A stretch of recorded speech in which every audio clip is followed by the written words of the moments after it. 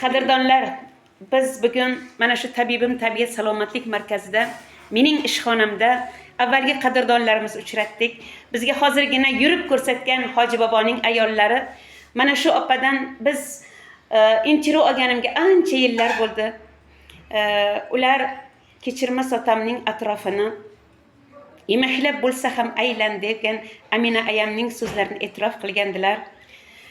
Bugun mana shu holatda biz kechagina Kechirmas otam dargohidan qaytib keldik. Siz nimalar deya olasiz?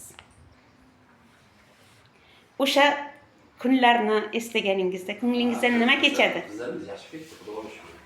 Bu qizimiz yashib ketdi. Undan keyin o'sha bitta farzandi bor, hozir 5 ta farzandi bor. Mashalloh. 5 ta farzandi bor. Mashalloh. Katta farzandi hozir mana 9 uchoq yo'qdi. Qoyil. Shuncha yillar o'tdi orada. Turganmiz yerga ham. Alloh shifo berdi. O'sha qizimiz ham yaxshi ketdi. Bu ham turgan. Ko'pchilik ko'rganmiz, ko'pchilik shifo topgan. Endi hammasi Allohdan-da bu narsa. Shunday. Allohdan. Shunday. 10 yil bo'ldi axir sizlar bilan suhbatlashganimga. Alloh shifo bermasa, har yo'ldan shifo beradi. Xuddi shunday. Kimnidir sabab chiqadi. Xuddi shunday. Kimnidir sabab chiqqan, shundan shifo topadi. Shunday. Allohga oson. Tabibni yoningizga jo'natadi. Faqat endi o'zingiz ham harakat qilib izlanishingiz kerak. Shunday. Mana shu Toshkentga men necha marta kelganman, qancha doktorlarga borganman. Ayog'im yaxshi bo'lmagandi. Qarang, Xudo amridan.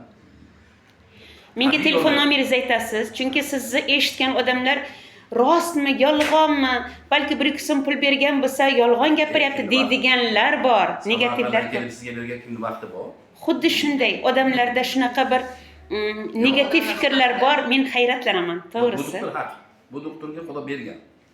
Bu shu bunaqa Xudo bermagan bo'lsa, buncha narsa qilib bo'lmaydi. Ilohiy quvvati borligini men hamisha aytaman. Xudo bergan doktorga.